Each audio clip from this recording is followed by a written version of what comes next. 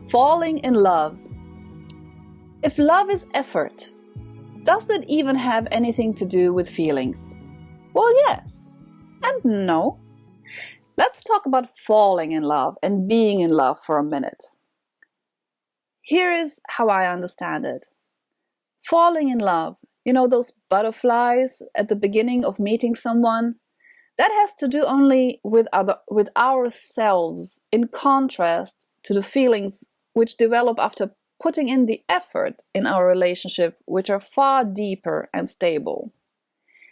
In an ideal world, we would fall in love, enjoy the butterflies, and then develop a deeper relationship and cultivate and develop calmer feelings of love.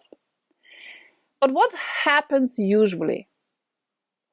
We fall in love, literally fall head over heels into a relationship.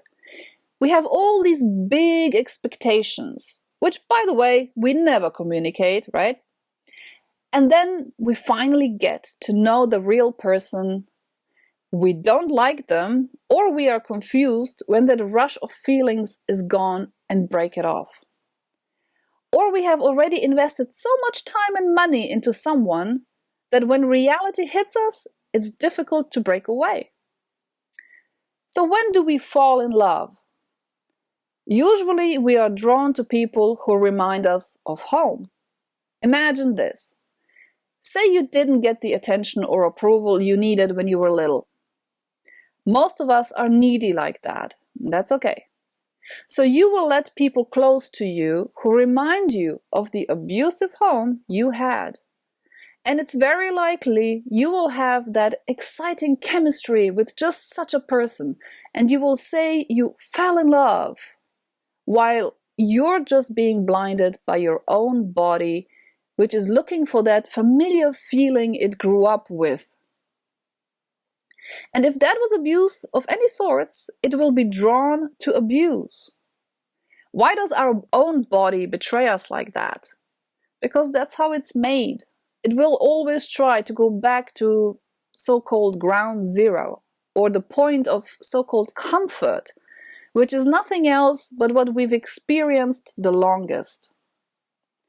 How do you change this? Well, you use knowledge for a minute. Here's a master tip. Stop chasing or falling in love. Falling in love is hugely overrated. Do you hear me? Why?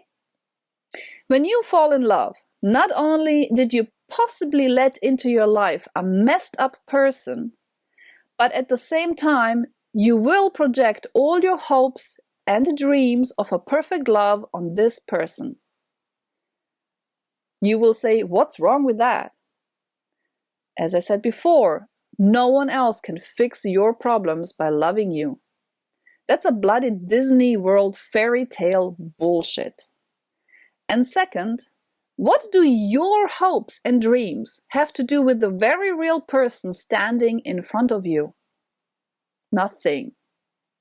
So what can you do? First, stop chasing strong feelings.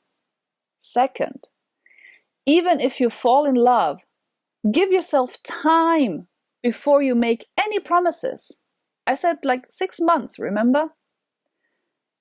Third, think about the following.